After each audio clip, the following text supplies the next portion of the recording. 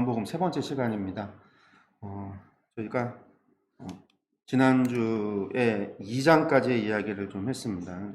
3장 들어가면서 가기 전에 저희가 이제 끝났죠. 이제 니고데모와의 대화 전까지 이야기를 봤습니다. 그래서 주님의 이제 성육신에 관한 이야기하고 그리스도에 대한 증언들, 그리고 저희가 이제 7가지 표적과 배척에 대한 이 2장에서 12장까지 이야기들, 요한복음에 있어서는 전반부에 있어서 이제 가장 많은 부피를 차지하고 있는, 분량을 차지하고 있는 내용들인데, 그 말씀 가운데 이제 첫 번째 표적이었던 가나 혼인잔치 이야기 받고, 그리고 예루살렘에 올라가셨다가 8개월 가까이를 예루살렘 유대에서 표적을 행하시고 세례를 베푸시는 이야기들이 있었습니다. 그리고 나서 이제 그 와중에 이제 그 니고데모라고 하는 사람이 오늘 주님을 만나러 오는 이야기가 3장에서 시작이 됩니다. 그래서 저희들이 이 7가지 표적과 배척이라고 하는 부분에 있어서 저희들이 이제 지난주에 이어서 말씀을 들어가도록 하겠습니다. 예. 여기 보시면은요, 먼저 이제 첫 번째 유월절 예루살렘 사역이 2장에서 3장까지거든요. 이제 첫 번째 유월절이라는 거는 요한복음에서 이제 유월절이라고 명시돼서 처음 기록하고 있기 때문에 첫 번째라는 거죠. 그때 이제 3가지 정도가 성경에 나오고 있는데, 성전 철저하게 하시고 표적 행하는 것이 2장 13절에서 25절까지 저희들이 이제 여기까지 했었고요. 오늘 보면 이제 니고데모에 대화가 이제 3장에 나오고, 그리고 이제 유대 땅에서 사역하신 이야기들이 나옵니다. 그러면서 이제 세례 요한이 예수님에 관해서 증거한 이야기가 3장의 이야기로 진행이 됩니다. 말씀 보시면 이제 요한복음 3장 우리 들어가서 보면은요, 1절에 시작하면서 이렇게 시작을 하죠. 그런데 바리새인 중에 니고데모라 하는 사람이 있었으니 유대인의 지도자라. 이제 지도자다라고 하는 얘기는 관원이다 뭐 이런 이야기예요. 번역을 하면서 어디는 관원이다라고도 나오고 어디는 지도자라고 나오는데, 이런 사람들은 대부분 누구냐면은요, 산헤드린 공회원들입니다. 산헤드린 공회예요. 유대인들의 의결기관인 거예요. 의결기관. 우리로 치면 이제 국회의원이긴 하지만 사실은 뭐 이스라엘이 지금 로마의 속국이잖아요. 로마가 다스리고 있는 상황이잖아요. 그러니까 이 사람들이 정치적인 무엇인가를 대표성을 가지고 있지만 종교적인 것도 강하고 종교적인 대표성을 가지고 또 이제 정치적인 부분도 있습니다. 그래서 뭐 로마가 쳐들어올 때 우리 항복할까 말까, 이거 어디서 결정하냐면 산헤드린 공회에서 우리 항복하자, 이렇게 우리 끝까지 대항해서 싸우자, 뭐 이런 식의 그런 정치적인 것들도 결정하는 게 산헤드린 공회에 있어요. 그 중에 한 사람이라는 겁니다. 그러니까 니고데모라고 하는 사람은 이스라엘 가운데 어쨌든 지도자 계층에 있는 거죠. 국회의원과 같은 그런 위치에, 신분적인 위치에 있는 거예요. 그러니까 이제 그런 사람이, 예수님은 지금 이제 나이가 이제 27 정도 됐을 때인데, 젊은 사람인데, 그런 젊은 사람에게 가서 지혜를 구한다? 이게 조금 이제 이게, 드러내놓고 하기에는 조금 이제, 그러니까 좀 부끄러운 일인 거죠, 당시에. 그러니까 이제 이 사람이 어떻게 해요? 밤에 간 거예요, 밤에. 밤에 예수님께 나아가서 예수님 옆에 라비어라고, 선생님. 당시에 사람들한테 뭔가를 가리키는 이런 사람들을 라비어라고 불렀거든요. 선생님이요. 이제 지혜를 좀 구하고 있는 겁니다. 그러면서 이제 니고데모가 하는 얘기가 그거예요. 하나님께로부터 오신 선생인 줄, 당신이 하나님께로 오신 선생님인 줄, 라비인 줄 내가 압니다.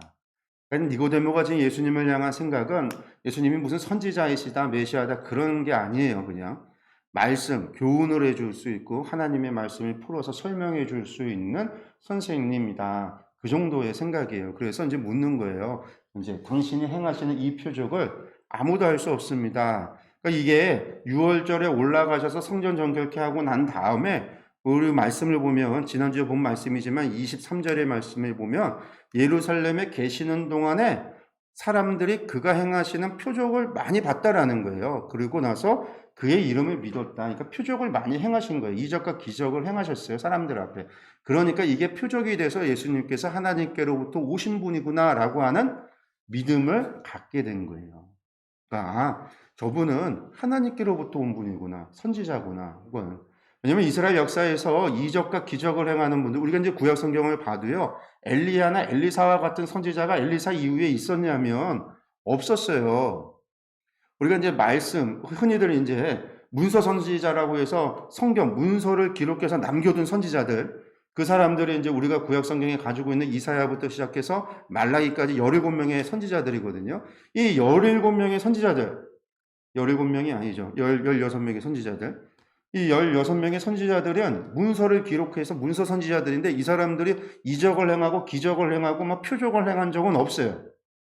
하나님의 말씀을 그냥 선포했던 사람들이지 이적과 기적을 행하진 않았어요. 요나 같은 경우에 이제 물고기 뱃속에 들어갔다 나와서 구함을 받는 어떻게 보면 이적과 같은 일을 그가 경험을 했을 뿐이지 자신들이 무엇인가를 엘리사처럼 엘리야처럼 해본 적이 없단 말이에요.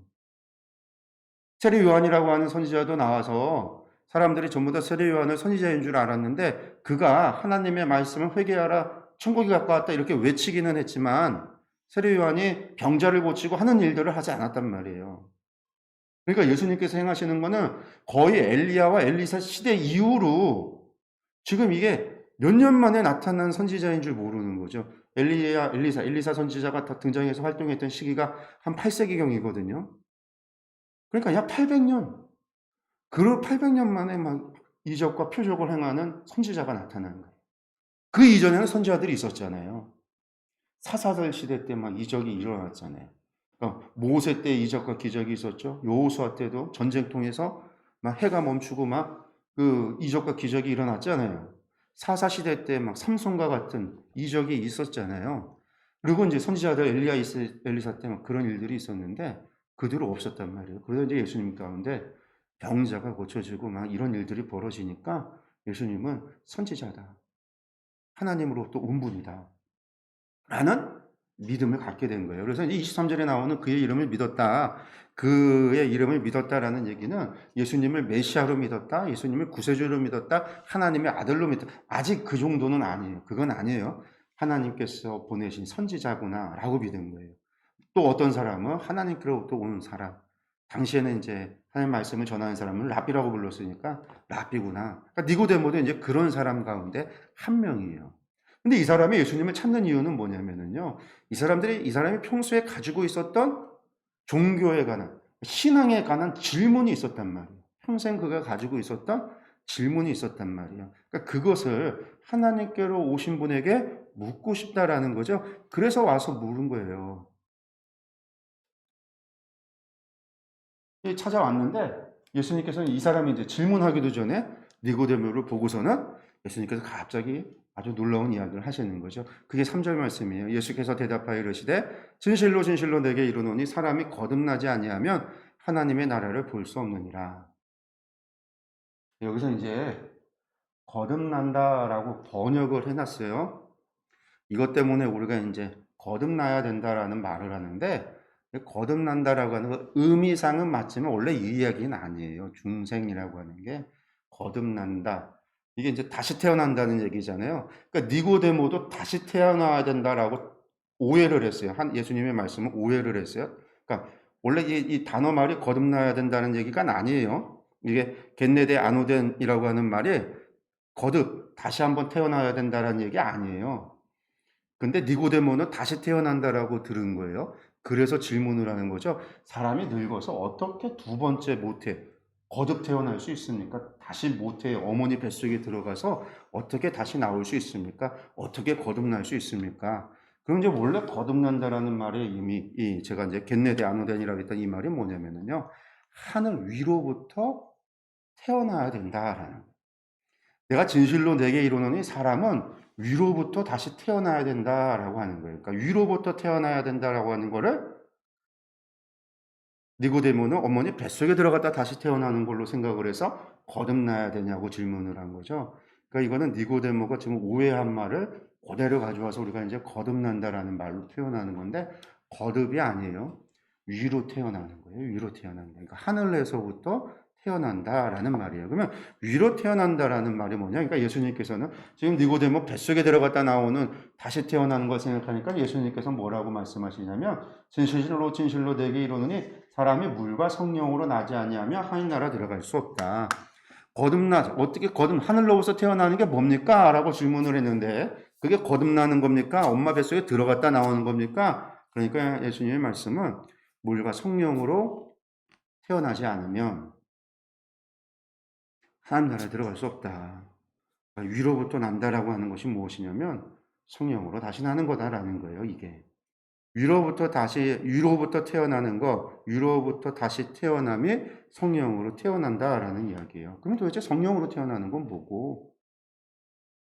그러니까 우리가 거듭남이라는 건 이제 엄마 뱃속에 들어갔다 나오는 게 아니죠. 인간이 다시금 아기가 됐다 다시 태어나는 게 아니라 성령으로 다시 태어나야 된다. 이건 다른 말로 이야기하면요. 성령으로 다시 새롭게 되어져야 된다라는 얘기예요. 새롭게 되어져야 된다. 그래서 이제 예수님께서 뭐라고 얘기하냐면요. 이거 어떻게 됩니까? 라는 말에 예수님 또 이제 동문서답 같은 다른 말을 해요. 하늘에서 내려온 자, 곧 인자 외에는 하늘에 올라간 자가 없느니라. 그러니까 성령으로 다시 태어나야 하나님 나라 들어갈 수 있다고 하놓고서는 하나님, 예수님 하시는 말이 하늘에서 내려온 자고 인자 외에는 하늘나라에 올라간 자가 없다라는 거예요. 아무도 못 가냐. 근데 예수님 하시는 말씀입니다. 모세가 광야에서 뱀을 든 것 같이 인자도 들려야 하리니. 여기서 인자는 예수님이시죠. 예수님께서 들려야 하리니 이는 그를 믿는 자마다 영생을 얻게 하려 하심이니라. 하나님이 세상을 이처럼 사랑하사 독생자를 주셨으니 이는 그를 믿는 자마다 멸망하지 않고 영생을 얻게 하려 하심이라. 여기서 말하는 다시 태어난다. 그러니까 하늘에서 태어난다. 하늘로부터 다시 태어난다. 하늘로부터 태어난다는 것은 성령으로 다시 태어난다라는 거고요. 성령으로 다시 태어난다라는 건 성령으로 새롭게 된다라는 거예요. 그 새로움이라는 이야기가 뭐냐면 그것이 영생이라는 건데 그거 어떻게 되냐? 뱃속에 들어갔다 나와서 되는 것이냐? 뱃속에 들어갔다 나와서 되는 것이 아니라 그를 믿음으로 되어진다라는 거예요. 주님을 믿음으로. 이야기를 하면서 모세의 광야의 이야기를 하죠. 여기 보시면은요. 이게 이제 우리 이제 호렙산에 가면 지금 성지순례 호렙산에 가면은요. 이 모세의 지팡이 위에 이제 뱀 동으로 만든 뱀 모양의 모세 지팡이가 이렇게 동상을 세워놨어요. 이 민수기 21장에 보면 나오는 이야기입니다. 여호와께서 모세에게 이르되 불뱀을 만들어서 장대 위에 매달라 물린 자마다 그것을 보면 살리라. 불뱀 사건에서 있었던 사건이죠. 하나님께서 모세에게 그 사람들이 이제 막 이제 40년이 다 됐어요. 이제 약속의 땅에 들어가기만 하면 돼요. 요단 동편으로 올라가서 넘어가기만 하면 되는데 그 가는 길에 이 에돔 사람들이 자기네 나라로 못 들어오게 해요. 인구 너무 많은 사람들이 들어오면 이게 언제 침략 전쟁으로 바뀔지 모르니까 두려움 속에 안 된다, 못 간다 그러니까 이 사람들이 가지 못해요. 가지 못하니까 어디로 가냐면 광야, 이 아라비아 광야로 돌아서 사막 지역을 거쳐서 이제 올라가야 돼요. 에돔 나라를 빙 돌아서 가는 거예요. 이 길이 이제 어마어마하게 더운 거죠. 이게 뭐 광야에 사막에 막 그런 길이었으니까 물도 없는 그 길에 이 사람들이 이제 거기에서 그냥 막 40년 살았으면 이제 하나님 물을 주십시오. 그렇게 외쳤어야 되는데 불평을 했어요. 그래서 하나님이 불뱀떼를 보내서 사람들이 물려서 막 죽게 돼요. 그때서 이제 회개하죠. 그러니까 하나님께서 모세에게 말씀하셨어요. 불뱀을 만들어서 장대에 매달아라. 물린 자마다 보면 산다. 보면 뭐 한다는 거예요? 생명을 다시 산다. 죽을 사람이 다시 산다라는 거예요. 근데 여기 재밌는 게 이 불뱀이 그러면 모세가 만든 이 불뱀이 막 신기한 능력이 있어서 그것만 보면은 막 병이 고쳐지고 독이 해소가 되고 그런 게 아니잖아요. 뭐가 능력이 있는 거예요? 불뱀이 능력이 있는 게 아닙니다. 그걸 본 사람을 모세가 가서 치료해 주는 것이 아니에요. 뭐가 능력이 있어요? 하나님의 말씀이 능력인 거죠. 하나님의 말씀대로 바라보는 자, 순종하는 자는 하나님께서 치유의 역사를 해주시는 거예요. 능력은 하나님께서 나오는 것이지 행위 속에서 나오는 게 아니에요. 만든 형상 속에서 나오는 게 아니란 말이에요. 이때에도 이 사람들이 이스라엘 사람들이 무슨 개소리야 라고 하면서 빨리 나에게 해독약을 주세요 라고 안 쳐다본 사람이 있으면요. 다 죽었어요. 그런 사람들은 분명히. 그럼에도 불구하고 말씀하셨으니까 쳐다본 사람들은요. 살았단 말이에요. 본 사람은 살았단 말이에요. 그들이 왜 봤어요? 본 이유는 다른 게 아니에요. 하나님 말씀하신 거였기 때문에. 그 말씀을 지푸라기를 잡는 심정으로 쳐다본 거죠. 사실은 이제 하나님이 두렵고 하나님 말씀을 믿었기 때문에 쳐다본 거예요. 그 믿음 때문에 하나님께서 생명을 주신 거예요. 이 이야기를 해주시는 거예요, 지금. 왜 이야기를 하시는가? 예수님께서도 장대 위에 둘린 것처럼 그 이름을 믿는 사람에게 생명을 얻는다, 영생을 얻는다. 주님의 이름을 믿는 것이, 그러니까 거듭남이라고 하는 것이 뭐 우리가 다시 태어난다. 그러니까 하늘에서부터 우리가 다시 태어난다. 성령으로 말미암아 우리가 새롭게 되어진다. 여러분, 새롭게 되어진다라고 하는 게 새로워져서 막 우리가 갑자기 막 사람의 막 피부가 달라지고 생김새가 달라지고 막 이런 거 얘기하는 게 아니에요. 막 대머리였던 사람이 막 거듭나니까 다시 머리숱이 막 이렇게 다시 생겨나고, 거듭나니까 막 아팠던 질병의 몸들이 다 건강해져서 완전히 황골 탈퇴하듯이 막 사람의 몸이 그렇게 되어지는 그런 걸 얘기하는 게 아니에요. 내가 그리스도를 믿음으로 말미암아 생명을 얻는다라는 거예요.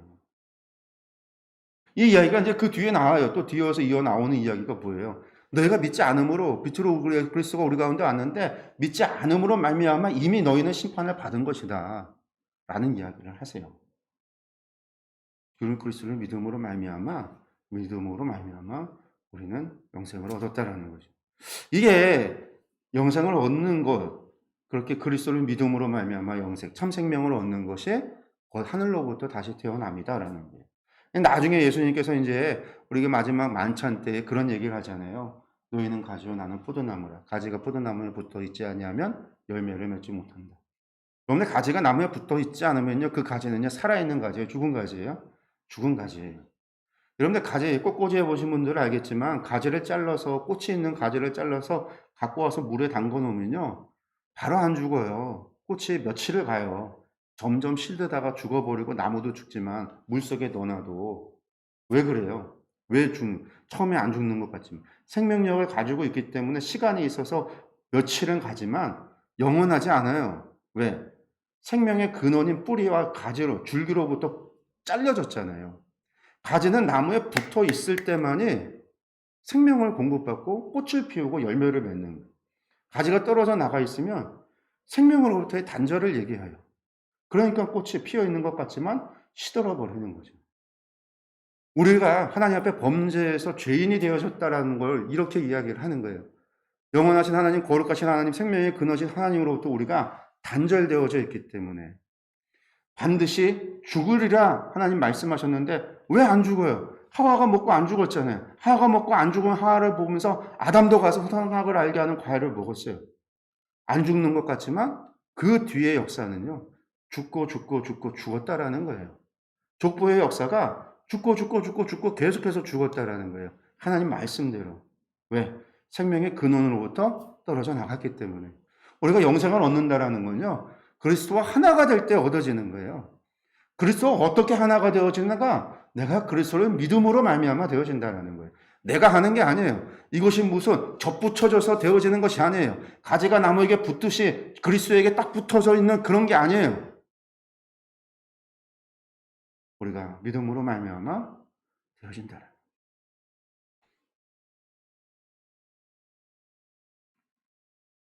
그러고 난 다음에 이제 유대 땅에서의 사역, 이 니고데모의 대화 이후에 유대 땅에서의 사역에 대한 이야기가 나옵니다.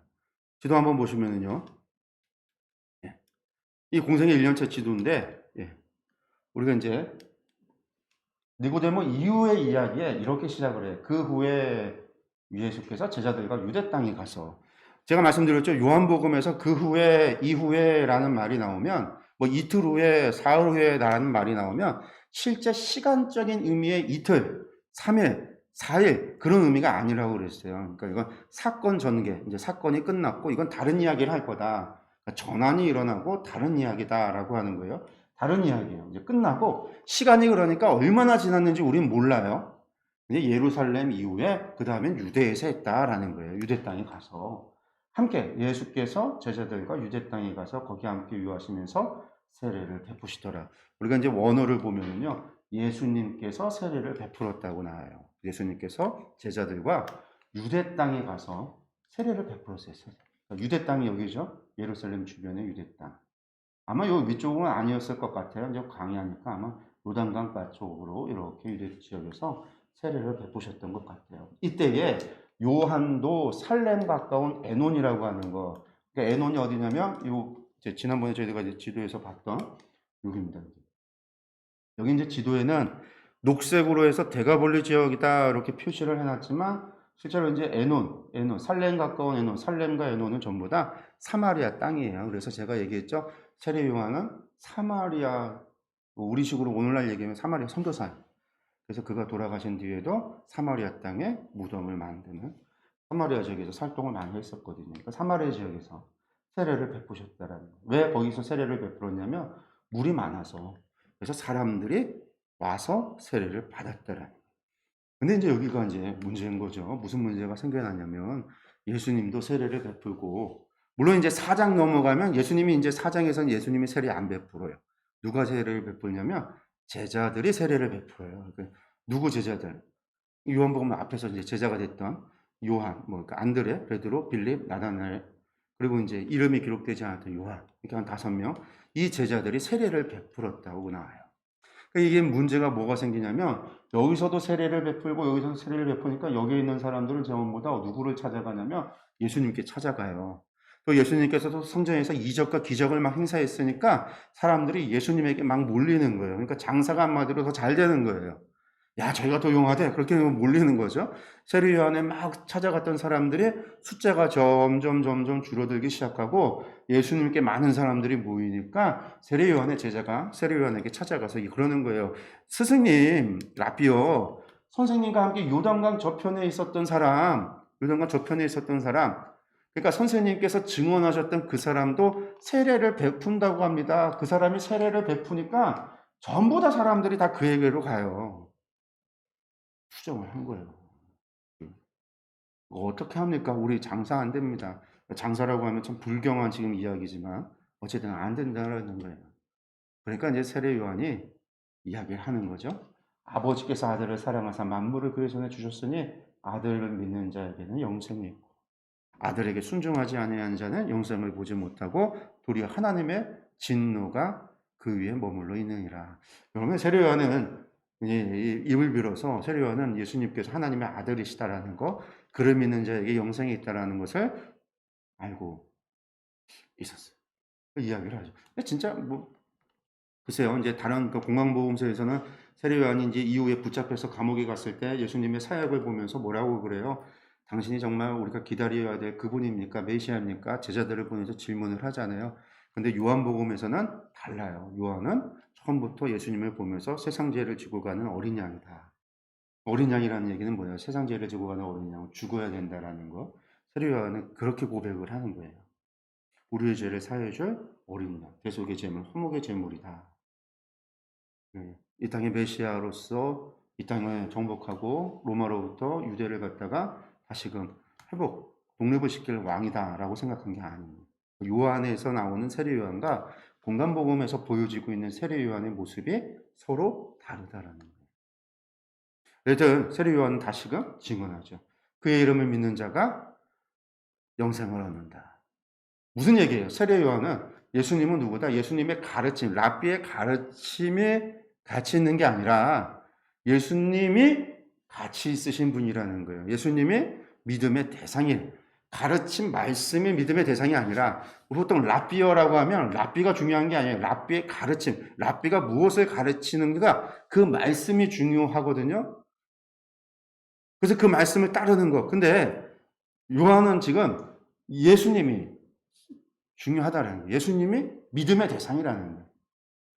그분의 가르침이 믿음의 대상이 아니라 그분 자체가 믿음의 대상이라는 거예요. 그게 요한복음의 증언이기도 하죠. 말씀이 육신이 되어 이 땅 가운데 오신 예수님, 성령신 가운데 우리 가운데 오신 하나님, 주님이 하나님이시고 우리의 예배, 경배의 대상이고 우리의 믿음의 대상이 되어진다라는 예수님에 대한 이야기. 이것이 이제 계속해서 일맥상통해서 나타나고 있는 부분이에요. 그리고 난 다음에 이제 사마리아 사역, 예수님께서도 유대 사역이 끝나고 나서 사마리아로 올라가십니다.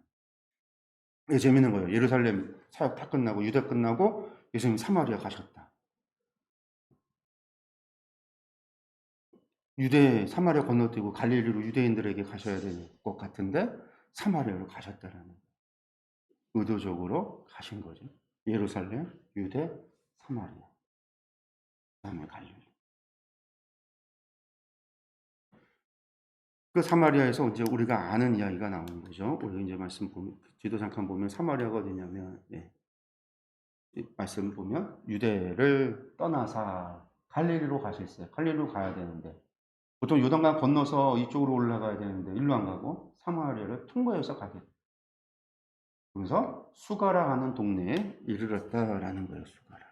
거기서 우리가 이제 누구를 만나냐면 수가성 여인 한 여인을 만납니다. 그래서 이제 사마리아 우물가의 여인과 대화가 나오고 있습니다.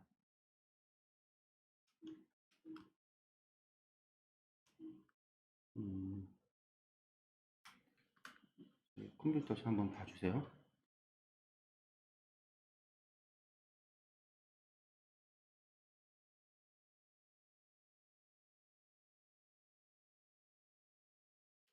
확인 눌러주시고요. 그냥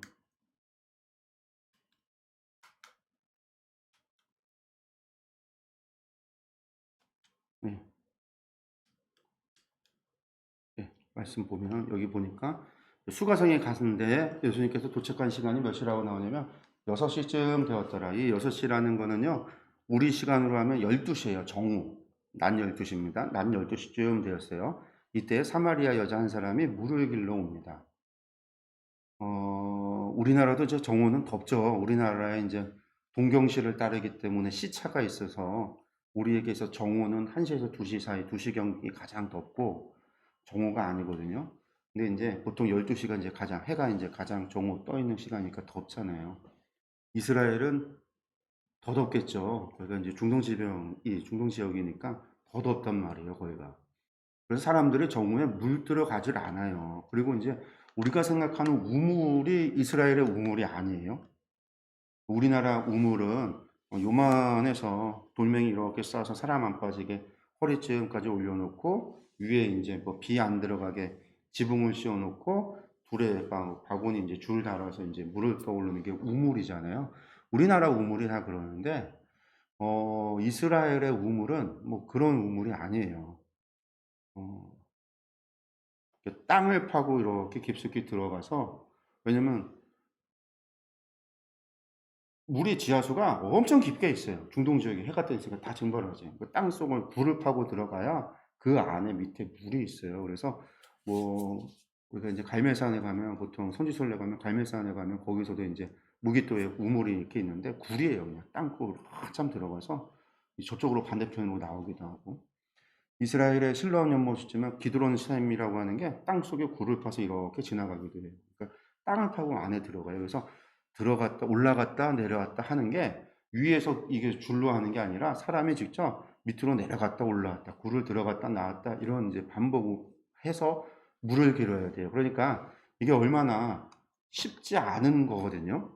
그것도 이제 땡볕에 더운 날에 한다. 이거는 이제 불가능해요. 불가능한 건 아닌데 사람들이 안 하는 거예요. 그런 사람들이 언제 물을 기르냐면 이제 새벽에 해가 떠서 가장 이제 덥기 전에 오전 시간에 다 물을 뜨러 가요.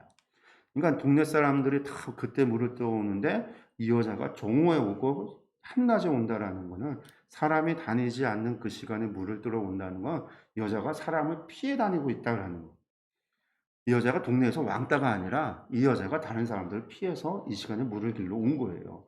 왜 그러냐면 이 여인은 우리가 알다시피 이 사람은 누구냐면 그 남편이 뭐 여러 명 있었던 여인이었다라는 거죠.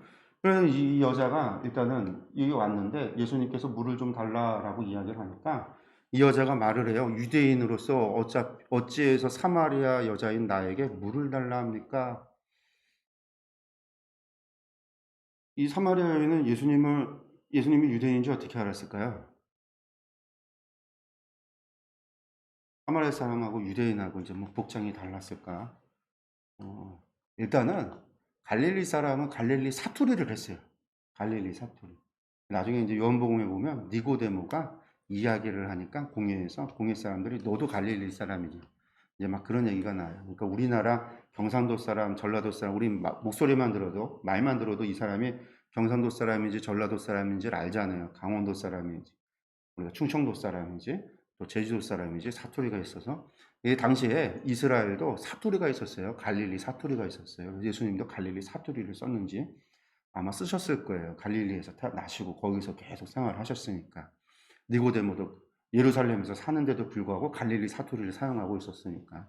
아마 이제 갈릴리 사투리를 쓰고 있었기 때문에 갈릴리 사람이구나. 그리고 갈릴리 사람들은 유대인이거든요.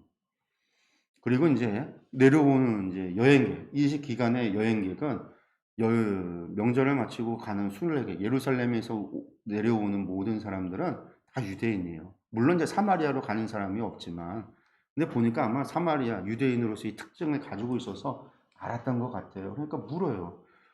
사마리아 여자들은 태어날 때부터 생리를 해서 부정하다라고 이야기하는 게 유대인이에요. 유대인 율법에 그렇게 적어놨어요. 그들이 미드라시라고 하는 자신들의 구전율법에 사마리아 여인들은 날 때부터 생리를 해서 피가 나면 부정하잖아요. 그래서 정결례 가져야 된단 말이에요. 날 때부터. 그래서 사마리아 여자들은 부정하다. 가까이도 하지 말고 접촉하지도 말고 말도 섞어서는 안 되고, 그게 이스라엘의 율법이에요. 구전율법.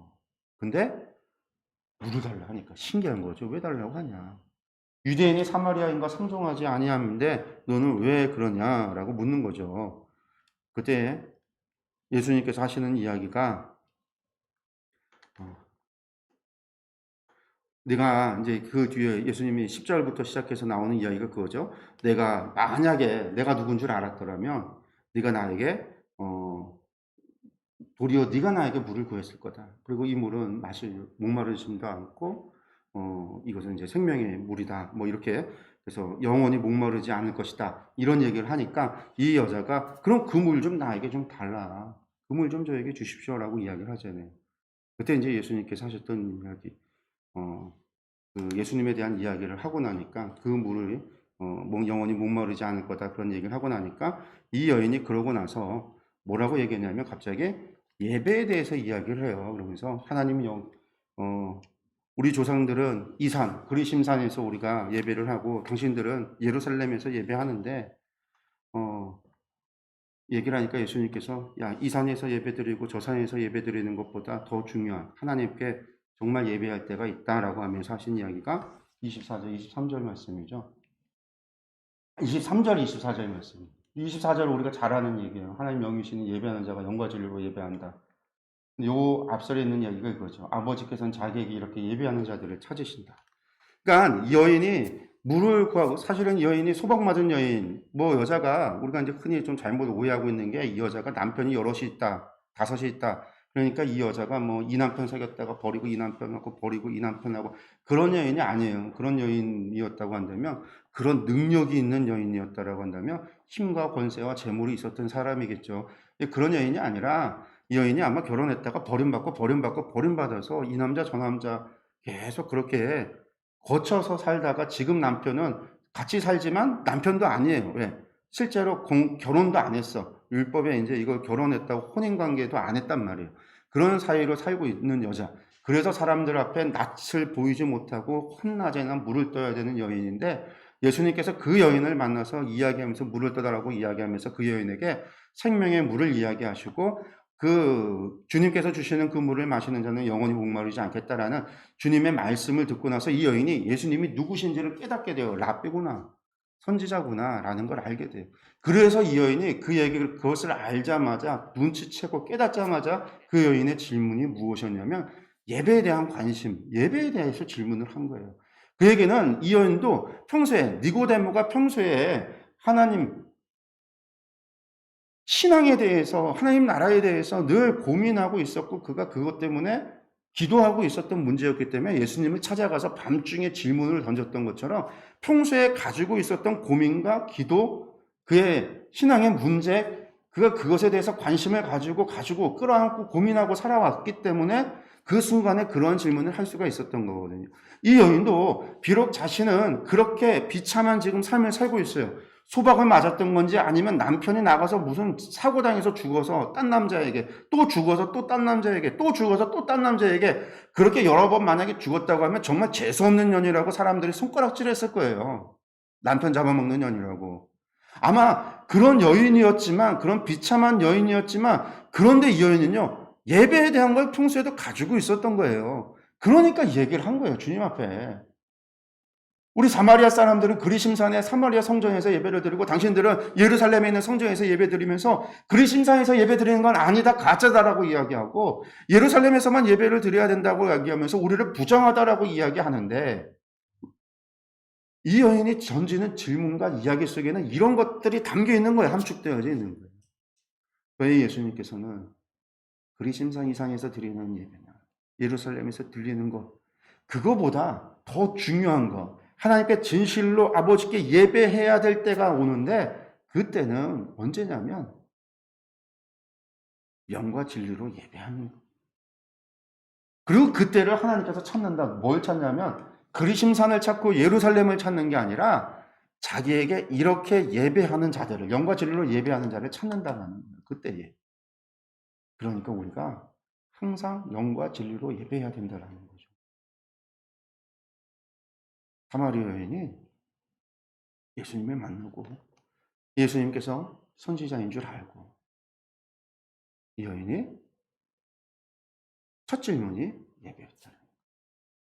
우리가 이제 구약에 보면 나만 장군 이야기가 나와요. 나만 장군이 문둥병에 걸렸다가 그가 엘리사를 만나고 치유를 받잖아요. 어떻게 치유를 받아요? 요단강에 가서 7번 씻어라. 그랬더니 이 사람이 하는 얘기가 우리 아라면은 강이 없어서 이 요단강에서 씻냐. 여러분들 요단강이 깨끗한 강이 아니에요. 물론 갈릴리 바다에서 나오면 순간 물은 깨끗하지만 좀 지나면 흙탕물이에요. 그냥 흙탕물. 왜냐하면 거기 물이 흙이 이 강 흙이 황토 흙이에요. 그냥 흙. 그러니까 물이 내려가면서 흙이랑 뒤섞여서 그냥 물이 흙탕물이에요. 제가 지난주에 그 세레토 보여줬잖아요. 요단 사해바다 바로 북쪽에 있는 세레토는 완전 흙탕물, 누런 꾸정물 같은 누런 물, 흙탕물인 걸 보여줬잖아요. 요단강이 그런 물이에요. 근데 아람 쪽은요 물이 깨끗해요. 할머니 선생님들은 그쪽 물은 좋아요. 강이. 그쪽은 다메섹이나 이쪽에 있는 물은 깨끗한 물이에요. 여기 다메섹에 아람에는 강이 없어서 여기서 씻고 가냐고 이제. 그럴 수밖에 없어요. 요단강 보면. 그런데 여기까지 왔는데 7번 못 씻냐고. 밑에 신하가 얘기를 해서 씻죠. 씻고 났더니 병이 고쳐져요. 그리고 나서 엘리사를 만나서 감사하다고 표현하면서 나아만이 첫 번째 하는 얘기가 뭐냐면요. 내가 이제 고향으로 돌아가면 아람 나라로 돌아가면 자기가 군대 장관이니까 내가 군대 장관이라 왕이 집례하는 예배에 참여할 수밖에 없습니다. 우상 숭배하는 거죠. 아람에 신이 있으니까 제발 제가 신분상 제가 갖고 있는 직분상 어쩔 수 없이 거기에 참여하는 거 이것을 하나님한테 당신의 여호와에게 제발 이것을 좀 잘 이야기해달라 알려달라. 그럼 나만이 병 고침 맞고 나서 제일 먼저 걱정했던 거는요. 내가 우상숭배 예배하는 것이 여호와 하나님을 예배해야 되는데 내 직분상 어쩔 수 없이 절하게 되어지는 우상숭배 이 문제가 그에게 걸림돌이 된 거죠. 사마리아 여인이 예수님 만나고 제일 먼저 질문이 하나님을 향한 예배의 문제. 평소에 가지고 있었던 문제였다는 거예요. 사마리아 여인. 그리고 그곳에 예수님께서 하시는 말씀은 여기 있다 저기 있다가 중요한 게 아니라 이 예배당 저 예배당이 중요한 게 아니라 이 교회 저 교회가 중요한 게 아니라 영과 진리로 예배하는 자를 하나님은 찾으신다라는 게 중요한다라는 거예요. 영과 진리로 예배해라 이전에 우리는 영과 진리로 하나님을 예배하는 사람이 되어야 돼요. 영은 뭐고 진리는 뭐예요? 하나님은 영이시기 때문에 우리의 물질적인 무엇인가를 하나님께서 받으시는 게 아니에요. 실제로. 그렇지만 물질적인 행위가 왜 제사를 드리라고 하셨냐면 그것을 통해서 우리의 신앙과 믿음을 보시기 때문인 거죠.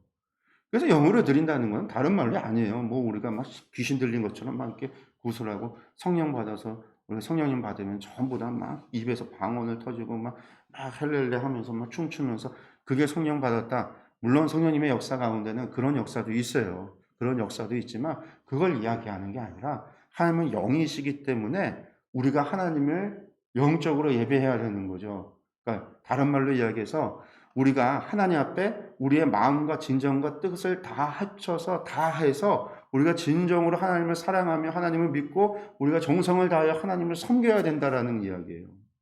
그리고 그것은 바로 하나님의 말씀을 따르고 순종하는 것이고요. 하나님 사랑하라라고 그랬어요. 하나님 사랑하는 것이 무엇입니까? 하나님의 계명을 지켜 행하는 것이 하나님 사랑하는 거다. 하나님 사랑한다고 해서 우리가 하나님 앞에 선물을 갖다 드리고 케이크를 갖다 드리고 장미꽃 백송이를 갖다 드리고 하나님 앞에 이것이 아무 의미가 없어요, 여러분들. 하나님 영이시니까요. 하나님이 우리의 몸과 우리의 형상처럼 물질로 되어 있는 분이라고 한다면 우리가 주는 케이크로 기뻐 맛있게 드실 거예요. 우리가 드리는 장미꽃 백송이로 기뻐하면서 막 향을 맡겠지만 하나님은 영이시기 때문에 우리의 물질적인 그 무엇도 하나님의 기쁨이 될 수는 없어요. 그럼에도 하나님께서 왜 물질을, 재물을 갖다 드리라고 하고 있었냐면요. 사람의 마음이 물질 가운데 있기 때문에요. 그걸 통해서 하나님의 말씀에 순종함을 보이라는 거죠. 하나님 어떻게 순종할지, 영이신데 어떻게 하나님 영이신 하나님을 섬기고 어떻게 제사를 해요? 어떻게 예배를 드려요? 어떻게 해야 될지 몰라요. 그러니까 방법을 알려준 거예요. 그리고 그 방법을 통해서 우리의 마음과 뜻을, 정성을 다 담아서 하나님 앞에 예배 드리라는 거예요. 그러니까 하나님은 재물을 받지 않고 뭘 봐요? 우리의 마음을 보는 거죠. 우리의 중심을 보는 거죠. 우리의 믿음을 보는 거죠. 우리의 사랑을 본다라는 거예요. 구약의 예언서를 통해서 나오는 이야기가 바로 그거예요. 이사야서 1장에서 너희가 수없이 많은 재물을 가지고 하나님 앞에 와서 드리지만 너희는 그냥 마당만 받고 갔다라는 거예요. 마음도 뜻도 사랑도 없으니까. 미가서에서 너희가 천천만만의 순양의 기름을 하나님 앞에 드린다 해서 하나님이 그것을 기뻐하실까? 안 기뻐한다라는 거예요. 너희가 하나님을 향한 사랑이 없기 때문에. 영으로 드린다라는 걸 뭐 신령하게 뭐 그 전에 가장 기본적인 영이신 하나님이기 때문에 우리가 하나님을 예배함에 있어서 하나님은 우리의 마음을, 우리의 생각을, 우리의 사랑을, 우리의 믿음을 먼저 보시고 그것을 요구하시는 거예요. 그 모든 것이 하나님의 말씀이라고 하는 테두리 안에 순종함으로 담겨야 돼요. 여러분들 이게 진리예요. 하나님의 말씀이 진리예요. 그 말씀 안에 우리의 마음과 우리의 뜻과 우리의 믿음과 우리의 사랑을 담아서 하나님 앞에 순종함으로 나아가는 것. 그러한 사람을 하나님이 찾으시고 그러한 사람의 예배를 하나님이 받으신다라는 거. 그냥 예배가 있으니까 하나님 받으시는 게 아니에요. 그냥 예배 있으면 와서 하나님 받으시는 분이 아니시라는 거예요. 예배가 있기 전에 예배자들이 먼저 있어야 되는 거죠. 예배가 있기 전에 믿는 자들이 믿음이 먼저인 거예요. 그래서 과거에는요. 초대교회 중세 온 교회 가운데 새신자가 오면 예배 참여 못 시켰어요. 안 시켰어요. 새신자는 아직 예배 드릴 수 없다라는 거. 예배는 믿은 자들의 고백. 그래서 과정을 겪고 공부를 통하고 세례와 입교를 통해서 예배 가운데 참여시켰던 거예요. 근데 요즘은요. 아무나 그냥 예배에 다 들어오죠. 예배가 그냥 참여하는 것이 중요한 게 됐어요. 선교의 목적으로 예배의 문을 활짝 연 거는 좋지만 그렇게 활짝 열었다가 우리는 예배의 경건함을 잃은 거고 우리는 예배의 의미를 잃어버렸고 예배의 가치도 잃어버렸어요. 예배가 중요하진 가치가 없는 무가치의 시대를 살고 있어요. 코로나19 때문에 더욱 심각해졌죠. 예배는 그냥 때워도 되는 것이 돼버려요. 마음과 중심이 더 중요하니까 내 믿음만 있으면 예배 같은 건 안 드려도 돼요.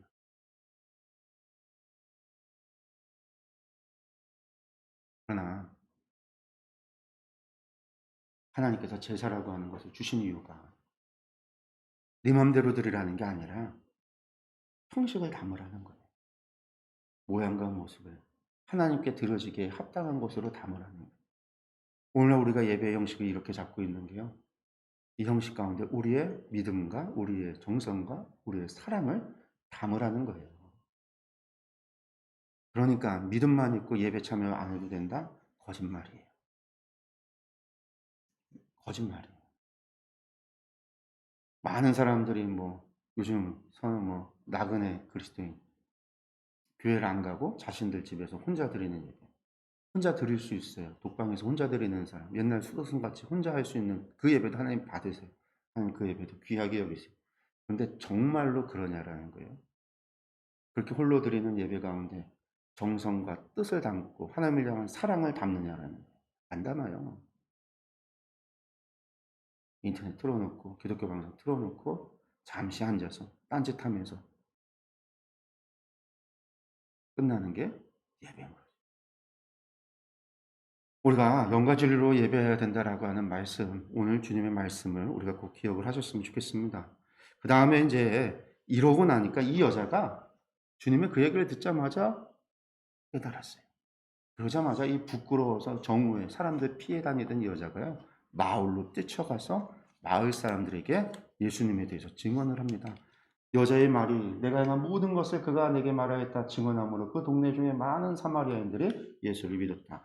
근데 그게 뭐냐면 예수님께서 이 여자도 예수님을 어떻게 믿었냐면 예수님께서 이 여자를 다 알아요. 남편이 소방 맞으니까 남편이 여럿이었고 지금 사는 사람도 남편이 아니다. 이 이야기를 하니까 여자가 그 이야기 때문에 사실은 마치 점장이가 점 맞췄듯이 예수님께서 막 자신이 얘기하지도 않는데 자신의 그 치부를 다 아는 거에 놀라서 그것 때문에 예수님을 선지자로 아는 거거든요. 믿었던 거예요.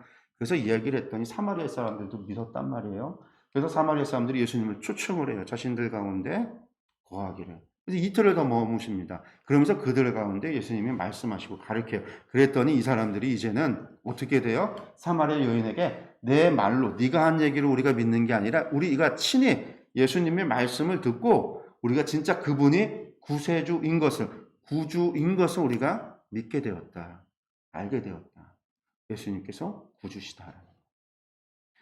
지금 예루살렘에서도 예수님을 구주로 생각하지 않았어요. 여러분들 니고데모조차 예수님을 랍비라고 얘기를 했어요. 사마리아 사람들이 처음으로 예수님을 구주라고 이야기를 하고 있어요.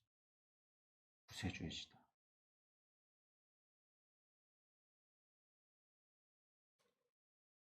그러고 나서 이제 사마리아 이틀을 더 유하시고 난 다음에 사마리아를 떠나서 갈릴리로 올라가시죠. 4장 43절에서 54절까지 이제 갈릴리에서 이 아이가 나옵니다. 네. 지도 보시면은요, 사마리아를 떠나서 이제 갈릴리로 가시죠. 43절 이틀이 지남에 예수께서 거기를 떠나 갈릴리로 가시면 여기서 이제 이틀이 지남에라고 그랬어요. 아까 사마리아 수가성에서 이틀 유하심에서 이제 이틀 실제적으로 이틀이다라고 하는 의미도 있지만 여기서는 또 이제 요한이 말하듯이 이제 사건이 끝났다. 이제 다른 이야기를 할 거다라는 어떤 이야기를 할 거냐? 갈릴리에서의 이야기를 할 거다라는 거예요. 그런데 요한복음은요, 갈릴리에 대한 이야기가 별로 없어요. 요한복음은 전부 다 예루살렘과 유대 지역에서 있었던 이야기가 중심이라고 그랬어요. 공관복음서 마테마가 누가는요, 갈릴리가 중심이라고 그랬어요. 갈릴리 이야기가 중심이고 예루살렘 이야기는 순환설화 그것만 있고 나머지는 전부 갈릴리의 얘기인데 요한은 예루살렘의 이야기다라는 거예요. 왜 그러는가? 요한이 이 공관복음서를 다 알고 있었어요. 그러면서 공관복음서에서 얘기하지 않고 있었던 이야기를 빠진 이야기를 쓰기 위해서 요한복음을 또 쓰는데 요한복음을 쓰는 기록 목적이 여러 가지 있지만 그 중에 또 하나가 앞에 기록되지 않았던 것을 기록하는데 봤더니 예루살렘에 대한 기록이 빠진 거죠. 대부분 갈릴리 이야기만 하시고 순환 이야기만 하니까. 그래서 이제 예루살렘의 이야기를 요한이 많이 기록을 하고 있고 또 세례 요한이 다 붙잡히고 나서 공생이 시작한 걸로 공관보서 다 이야기를 해요. 그리고 요한은 세례 요한이 붙잡히기 이전에 예수님이 어떤 일을 하셨는지도 나는 기록하겠다. 이게 이제 유세비우스라고 하는 교부의 교회사라고 하는 책, 그 사람이 쓴 교회사라는 책에 보면 요한이 요한복음을 기록한 이유에 대해서 그렇게 이야기했다라고 나와요. 그래서 이제 좀 다른데, 그래서 이제 갈릴리 이야기가 짧아요. 사실은 4장에 올라가면 이제 짧은데 그 짧은 이야기가 이제 나오는 거예요. 그 짧은 이야기가 꼭 해야 되겠다. 이야기는 중요하다. 그런 거죠. 그러면 그 중요한 이야기가 뭐냐면요, 두 가지. 예.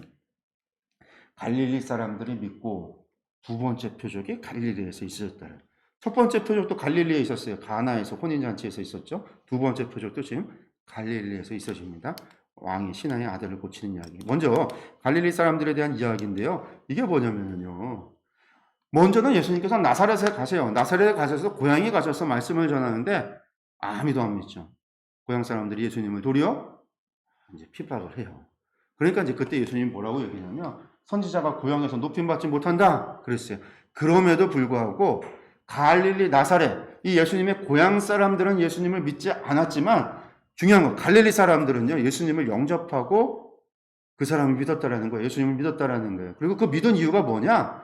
예루살렘에서 명절 중에 예루살렘에서 하신 일을 그들이 보았기 때문이다라는 거죠. 이게 또 중요한 말이에요. 왜 말냐면 예수님께서 명절 중에 예루살렘에 올라가셔서 유월절 가운데 올라가셔서 이적과 기적을 행하시고 세례를 베풀었단 말이에요. 이것을 이 유월절에 명절을 지키기 위해서 유대인들이 모였어요. 많이 모였어요. 갈릴리 사람들도 많이 왔단 말이에요. 그리고 그 사람들이 그것을 보고 예수님의 사역을 본 사람들이 있다라는 거예요. 증인이 있다라는 거죠. 그러니까 요한복음의 지금 기록이 예루살렘에서 있어지는 이야기가 요한이 지금 가짜로 이야기를 지어내서 만들어낸 얘기가 아니라 이건 실제로 경험한 갈릴리 사람들, 경험한 이들도 많다라는 거예요. 단지 공간복음서에서 이야기하지 않았었던 것을 내가 기록을 하고 있고 이것에 대한 증인들도 분명하게 존재하고 있고, 그리고 그것 때문에 예수님께서 갈릴리 사역을 하실 때에 예수님에 관한 소문이 이미 쫙 퍼져서 사람들이 예수님을 만나러 오고 예수님을 찾았단 말이에요.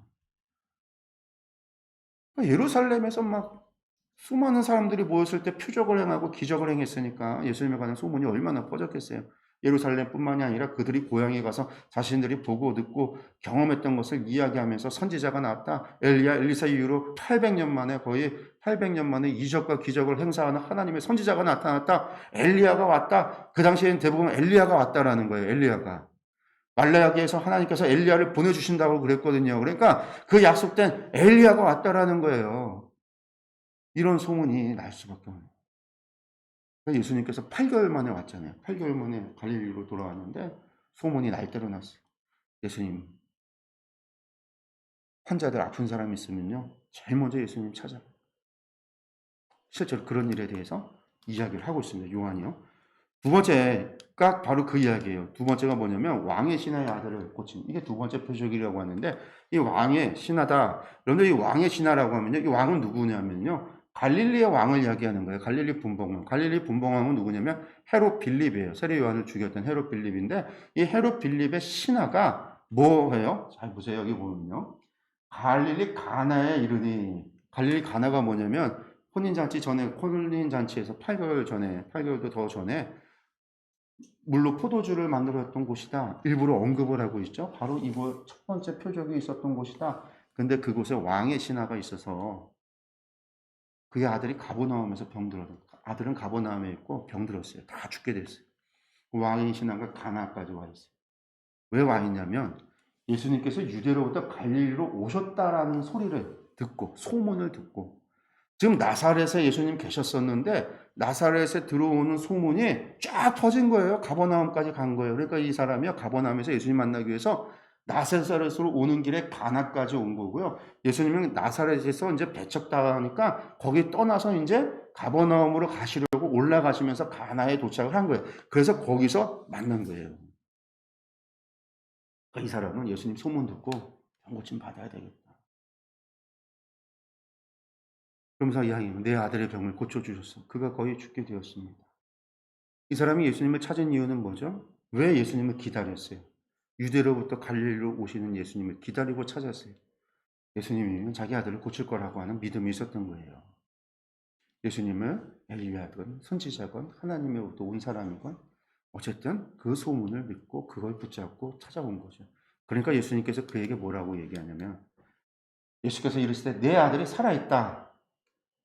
병이 나았다. 그런 얘기 아니에요. 살아있다. 너에게, 그 아들에게 생명이 있다라고. 생명이 있다. 이게 살아있다라고. 생명이 있다라니. 그랬더니 이 사람이요, 예수께서 하신 말씀을 믿고 갔다. 갔다부터 이야기 없어요. 예수님 좀 가셔서 우리 아들 손 붙잡고 기도 좀 해주세요. 아들 보셔야죠. 그런 얘기 아니에요. 예수님 말씀하시니까 이 사람이 돌아간 거예요. 믿고 갔다는 거예요. 중요한 거 믿고. 그리고 가는 길에 누구를 만나요? 가버나움에서 자신의 하인, 주인을 찾아 떠났던 하인을 가는 길에 만나요. 그리고 물어보니까 이 하인이 하는 얘기가, 주인이 당신 아들이 나왔습니다. 아마 이 하인은 아들 낳았으니까 주인이 괜히 헛수고하지 말고 이제 돌아오시라고 아마 찾아 나섰던 거예요. 그래서 만나서 물었어요. 나왔다라는 거예요. 그럼 언제 나왔냐? 그 시와 때를 물었더니 예수님께서 말씀하셨던 바로 그때라는 거죠. 그러면서 이야기합니다. 요한은요, 이것이 갈릴리로 오신 후에 행하신 두 번째 표적이다. 이게 두 번째 표적 이것만 행했겠어요? 다른 것도 더 많아요. 근데 요한은 이것을 기록하면서 두 번째라고 이야기하는 거예요. 의도가 있어요. 일부러 그랬어요. 첫 번째는 가나안에서 물을 포도주로 만들었던 창조주였어요. 여러분들, 사물이 바뀌었다라는 게 뭐예요? 물이 포도주로 바뀐다라는 게 무엇을 의미해요? 물이 포도주로 될 수 있어요? 불가능한 거예요. 이거는 연금술사도 할 수 없는 거예요.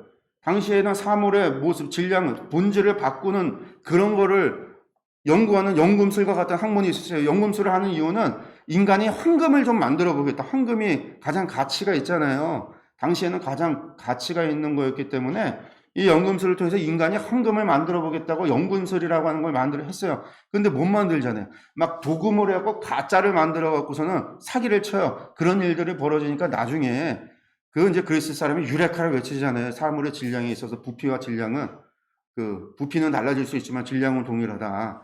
그래서 똑같은 게 동금한 거하고 이거하고 질량이 같으면 부피가 달라지잖아요. 물속에 넣어서 물이 나오는 걸 보고서는.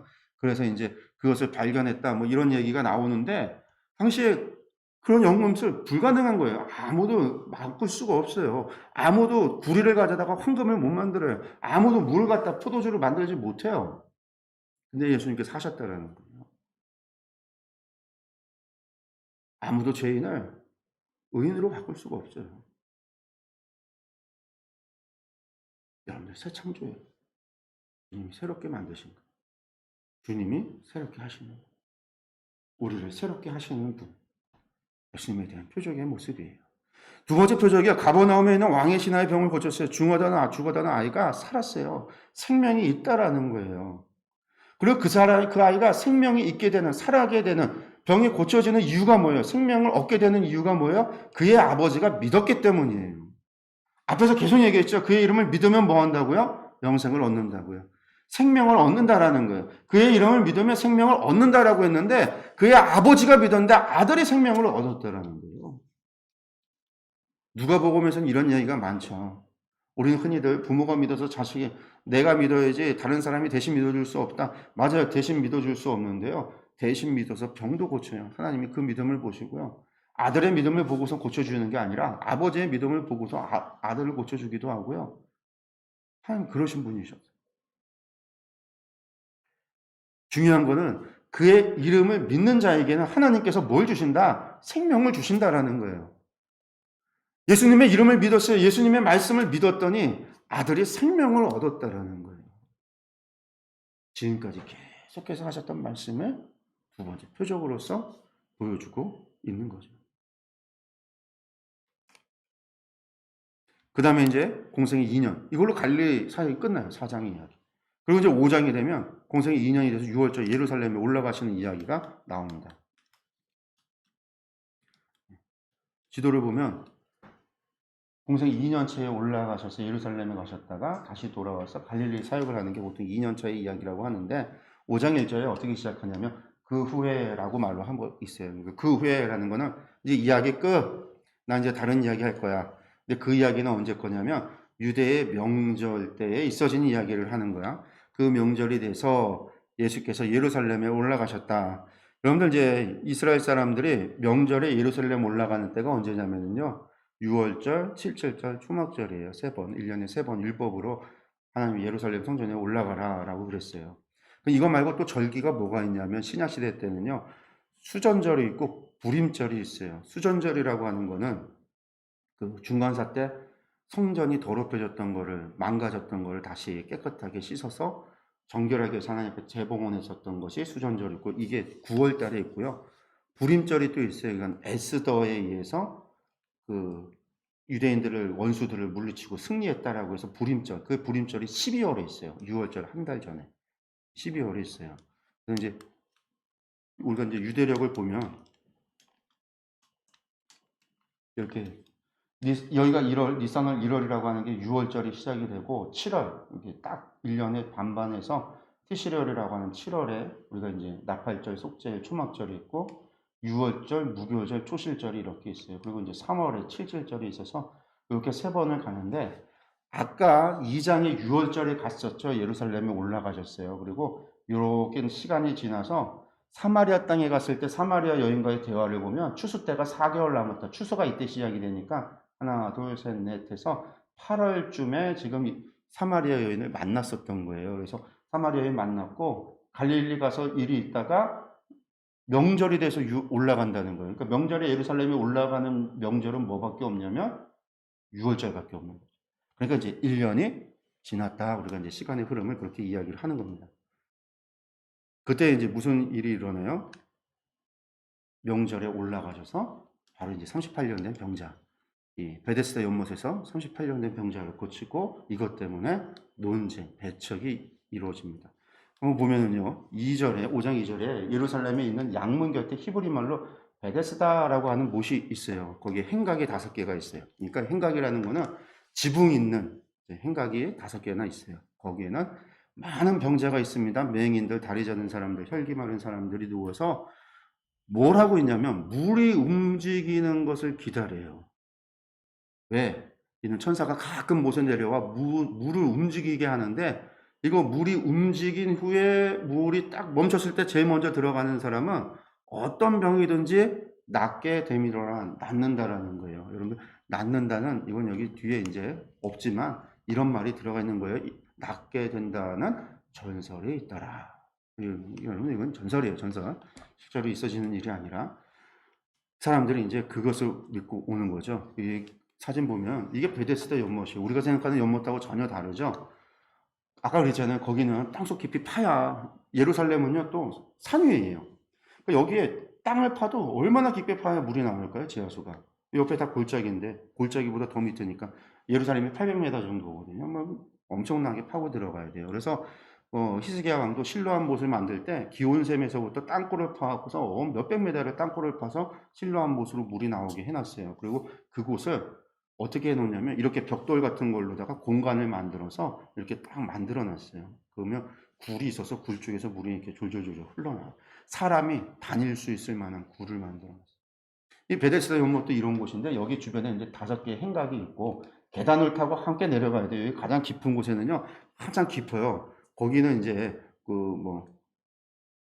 물 저장고가 있어서 아주 깊은 곳에 있고 거기서 이제 물이 이렇게 물이 이제 우물 올라오듯이 물이 항상 있고 그 물 주변으로 행각들을 만들어서 주변에 이제 사람들이 이제 막 있었던 거예요. 이 주변으로.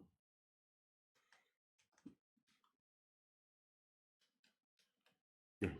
이게 이제 당시 상상을 하고 그린 건데 있었다라고 베데스다 연못을 만난 이야기다라고 이야기를 하는데 오늘 한번 생각을 해보세요, 여러분들. 30 거기에 온 사람들은요, 인생의 막장에 도달한 사람들이에요. 치료할 방법이 없으니까 거기 오는 거예요. 방법이 없어서 거기에 온 거예요. 그러면서 평소에는요, 옆에 사람들 어디 아파 뭐 대화하고 이야기하다가 물만 조금 움직이는 것 같으면은요, 저기 깊다고 그랬잖아요. 깊은 물에 이렇게 있다가 갑자기 물이 이렇게 움직이면 그 물에 들어가려고요, 사람들이.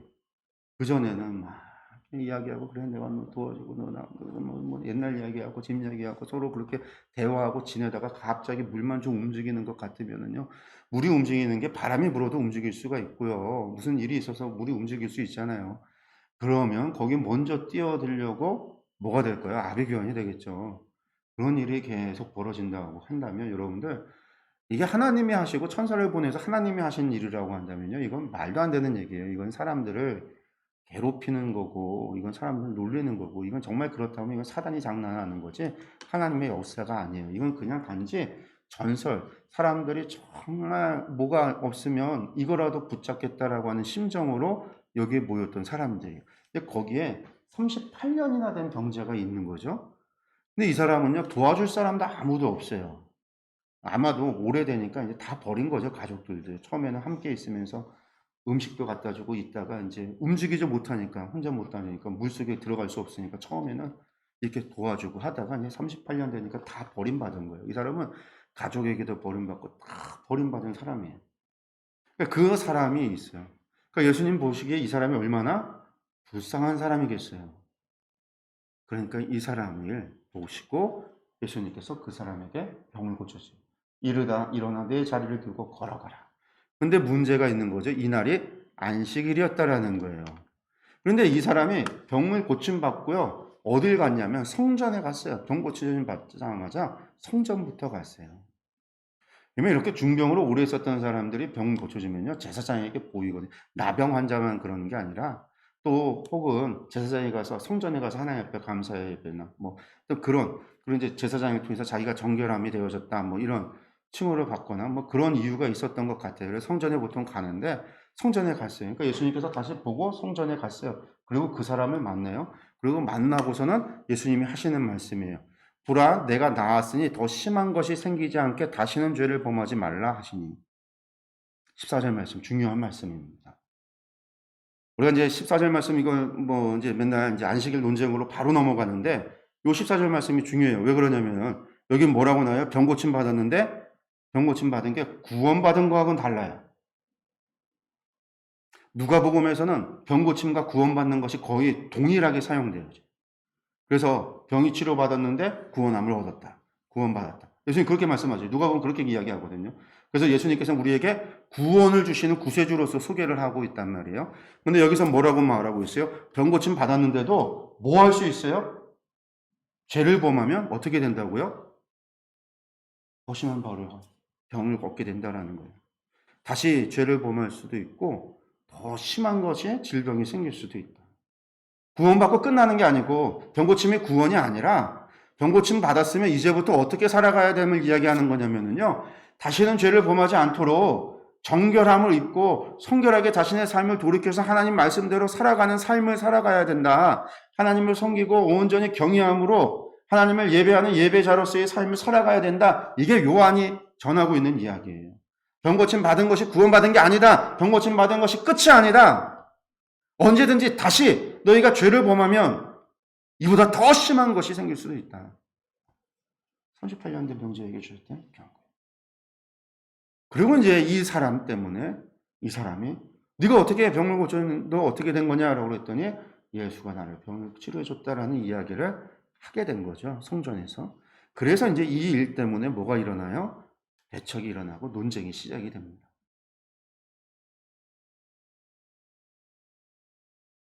안식일 문제로 인해서 유대인들의 배척을 시작이 돼요. 볼까요? 예수님께서 안식일에 병자를 고쳤다 해서 유대인들이 예수를 박해하게 된지라. 유대인들을 박해하게 된 거예요. 예수님이 하시는 얘기는 그거죠. 내 아버지께서 이제까지 일하시니 나도 일한다. 이렇게 이야기를 하셨어요. 그러니까 유대인들이 더 열받았어요. 예수를 죽이고자 합니다. 왜? 안식일을 범했을 뿐만 아니라 안식일에 병자를 치료했을 뿐만 아니라 하나님을 누구라고 해요? 자기 친아버지다라고 이야기를 해요. 그러니까 자기를 하나님과 동등으로 삼았다라는 이유로 예수님을 죽이죠. 이때부터 예수님에 대한 죄명이 두 가지가 나오는 거예요. 안식일을 범했다. 안식일 범하면 돌로 쳐 죽여야 되거든요. 안식일 범했다. 두 번째, 하나님을 자기 아버지라 이야기하면서 자신을 하나님과 동등되게 삼았다. 신성 모독을 했다라는 죄를 명을 한 거예요. 네가 도대체 표적이 뭐고 네가 권한이 뭐냐라니까 거기에서 이제 예수님이 하나님의 아들이라고 하는 권한에 대한 이야기를 답을 하시죠.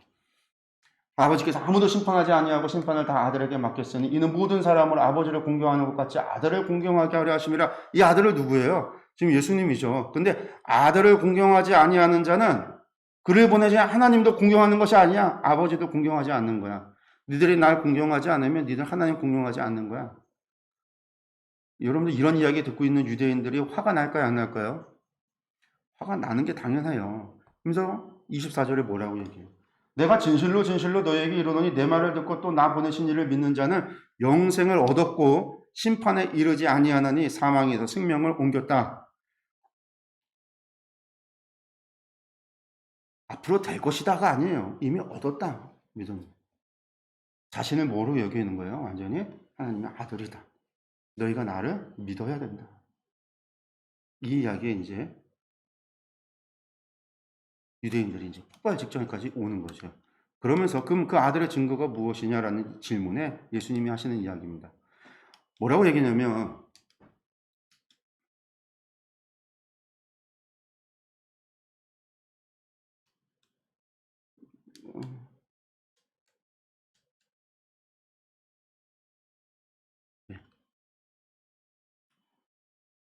예수께서 그들에게 이르되 내가 진실로 너에게 이르니 아들이 아버지께서 하시는 일을 보지 않고는 아무것도 스스로 할 수 없다. 내가 하는 모든 것은 누가 시켜서 하는 거예요. 아버지께서 하시는 일을 내가 봐서 하는 거고, 그러니까 안식일에 병자를 고치는 것도 내가 아버지를 보고 하는 거다라는 거예요. 아버지께서 아들을 사랑하사 자기가 행하시는 것을 다 아들에게 보이셨고 그보다 더 큰 일을 보이기 때문에 너희들이 놀랍게 여길 거다. 그러면서 이제 아까 그 이야기가 나온 거죠. 그리고 나서 아들에게 하는 증거가 나옵니다. 뭐라고 얘기냐면 내가 만일 너 증언 보여라니까 내가 나를 위해 증언하면 내 증언이 참되냐. 항상 이스라엘에 있어서 증언은요 2명, 증인은 2명 이상이어야 되는데 자기가 자기를 증언할 수는 없어요. 나를 위해서 증언하시는 이가 따로 있다라고 하면서 나를 위하여 증언하시는 그 증인이 참인 줄 아노라. 오늘 이게 뭐예요? 예수님에 대한 증인은요. 구약의 선지자들 얼마나 많은 선지자들이 예수님에 대해서 증언을 했어요. 그리고 그 선지자들은요. 누구의 말을 빌어서 예수님을 예언했어요? 하나님의 말을 들어서 예언을 한 거예요. 너희 가운데 하나님의 말씀이 있으면서도 그 말씀을 통해서 나인 줄을 알지 못하느냐? 그러면요. 이건 뭐가 문제예요? 말씀이 문제가 아니라 그걸 보는 사람들이 문제인 거죠. 그 사람들의 잘못 알고 있다라는 거죠. 성경을 잘못 오해하고 있다라는 거죠. 그래서 나오는 이야기입니다. 내게는 요한의 증거보다 더 큰 증거가 있다. 아버지께서 내게 주사 이루게 하시는 역사, 곧 내가 하는 그 역사가 내가 하는 표적이 아버지께서 나를 보내셨다라고 하는 것의 증언이 된다. 내가 행하는 표적이 내가 행하는 병자들을 고치는 것이 지금 38년 된 병자가 고쳐졌다. 안식일에 병자가 고쳐졌어요. 그러면 그 병자가 고쳐진 것이 하나님의 표적이라는 거예요. 또한 나를 보내신 아버지께서 친히 나를 위해 증언하셨어요. 선지자를 통해서.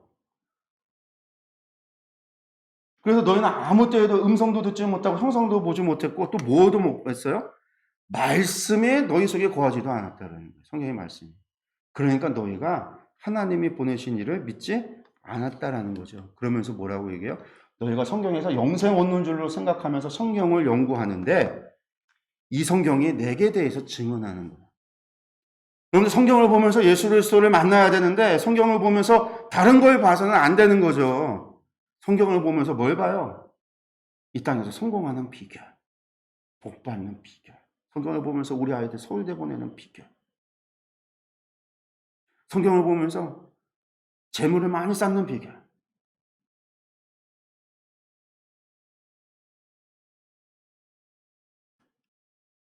이건 다 거짓이에요. 이건 다 거짓이에요. 성경이 나에 대해 증언하는 것이다. 근데 너희가 영생 얻기 위해서 내게 오기를 원치 않는다. 그러나 나는 사람에게서 뭐예요? 영광 취하지 않고 다만 난 너희가 나를 와서 나를 영접해 주는 거 원치 않는다. 나는 사람에게서 니들 그러는 걸 통해서 영광 취하지 않을 거다. 라는 이야기를 하시죠. 그러면서 하시는 이야기입니다. 하나님을 사랑하는 것이 너희 속에 없음을 내가 알았다. 그런데 이거는요. 유대인들, 특히 바리새인들한테는 엄청난 모독이에요. 그래서 이것 때문에 결국은 예수님 죽이려고 해요. 나중에 스데반을 죽일 때도요. 스데반이 이런 설교를 했기 때문에 죽여요. 너희 가운데 하나님을 아는 지식도 없고 하나님을 향한 사랑도 없다. 네, 또 이야기하시죠. 이어서 너희는 서로 영광 취하지 하나님께로부터 오는 영광을 구하지도 않고 그러니 그 얘기는 뭐냐면 이 땅에서 니들이 서로 영광 취하기 위해서 잘 먹고 잘 살고 성공하기 위해서 그렇게 성경을 연구하고 너희들이 그렇게 살아가니까 하나님을 예수님을 어떻게 믿을 수 있겠느냐.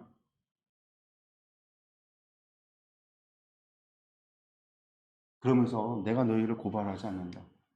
너희가 바라는 그 모세가 너희를 고발한다. 그러면서 46절에 그 얘기예요. 너희가 모세를 믿었더라면 여기서 이제 모세를 믿었다라는 얘기는요. 모세 오경 토라를 믿었더라라는 얘기예요. 그래서 신약 성경에서 모세와 선지자들 하면 전부 다 이 토라와 예언서를 얘기하는 겁니다. 그들에게 주어졌던 그 율법을 너희가 믿었더라면 나를 믿었을 것인데 왜? 그것이 전부 나에 대한 기록이기 때문에. 그러나 그의 글도 이 토라도 믿지 않거든 어떻게 내만 믿겠느냐. 니들이 하나님 안에 하나님 사랑하는 것도 없고 니들은 율법도 믿지 않는다. 바리새인들이요. 여러분들 바리새인들이 율법을 모를까요? 얼마나 연구를 했어요. 얼마나 달달 외웠어요. 그들은요 율법 토라를 전부 다 외운 사람들이에요. 여러분들 이 사람들이요 왜 3일에 한 번씩 금식을 해요? 왜 하나님 앞에 매 11조를 내고요. 왜 정해진 시간마다 매주일 금식을 하고 주의를 지키고 그렇게 철저히 율법을 지켜요? 그들에게 묻는다면요. 그들은요. 하나님 사랑하기 때문이라는 거예요. 왜? 율법에 그것도 정이 명해져 있으니까요. 뭐라고요? 너 여호와를 마음을 다하고 뜻을 다하고 정성을 다하여 내 여호와 하나님을 사랑하라. 쉐마해서 지들 머리에 관을 쓰고요. 여기다가 가죽에다가 글을 새겨갖고 팔뚝에 묶고요. 자기들 집 문설주에다가 메주자를 갖다 붙이고요. 집에 들어갈 때 나올 때마다 그거 붙잡고 기도하고요. 바깥에 서 있을 때 시간만 되면요. 손을 들고 하나님께 기도를 하고요. 사무엘에 한 번씩 자신들의 11조 모든 걸 세서 곡식까지도 정을 세서 다 11조를 바치고요. 왜 그들이 그렇게 하냐면 마음을 다하고 뜻을 다하고 정성을 다하여 하나님 사랑하라 라는 말씀 때문에 나 사랑해서 한다라는 거예요. 여러분들. 바리새인들이. 근데 예수님 눈에는 뭐라고요? 하나님 사랑하는 것도 없고 모세 율법도 모른다. 너희가 알았더라면 나를 영접했을 것인데 나를 믿었을 것인데. 그들은 하나님을 섬기고 하나님을 믿은 게 아니라 그래서 하나님의 뜻이 무엇인가를 생각하고 이 땅에 하나님의 뜻을 이루기 위하여 순종하는 게 아니라 그들은 자신의 영광을 위해서 율법을 붙잡고 있었던 거예요. 율법을 지켜 행하면 복을 받는다라고 하는 사실, 율법을 믿으면 성공한다라는 사실, 복을 주신다고 했던 약속, 주시겠다고 약속하신 하나님을 보지 못하고 그것만 본 거예요. 그래서 율법이 최우선 순위가 된 거예요. 그래서 그 율법으로 사람을 갖다 돌로 쳐 죽이기까지 하면서 그 율법을 붙잡은 거예요. 그게 율법주의인 거죠. 하나님의 자리를 대신한 거예요. 율법이 문제가 아니라 인간이 율법을 우상화시킨 거예요.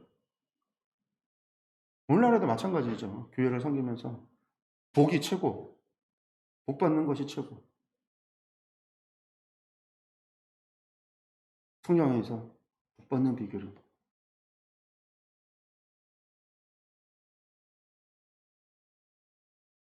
세속적인 것이 교회 안에 들어와서 세속적 가치가 교회의 최고의 가치가 되어버립니다. 어디에도 예수님은 없어요. 그 가치가 최고인 거지. 그것이 예수님의 자리, 하나님의 자리를 차지했지.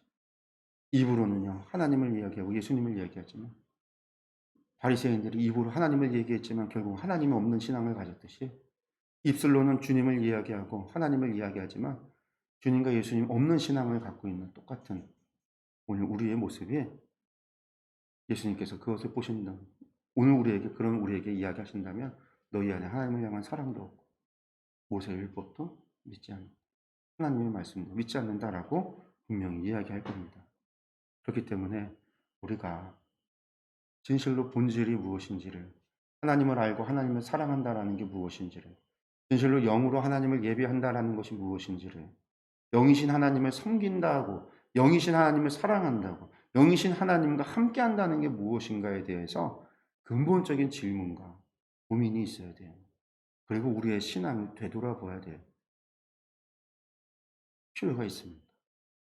그래야 우리가 온전히 주님을 믿고 영이신 주님을 우리가 영접하고 그분을 따라서 살아갈 수 있기 때문인 거죠. 예, 오늘 말씀은 여기까지 하겠습니다. 여기까지 이야기하면 이제 6장부터는요, 공생이 3년 차의 이야기가 시작이 됩니다. 세 번째 6월절 그리고 갈릴리에서 있었던 이야기가 6장부터 시작이 되는데 이것은 저희가 다음 주 시간에 하도록 하겠습니다. 기도로 마치겠습니다.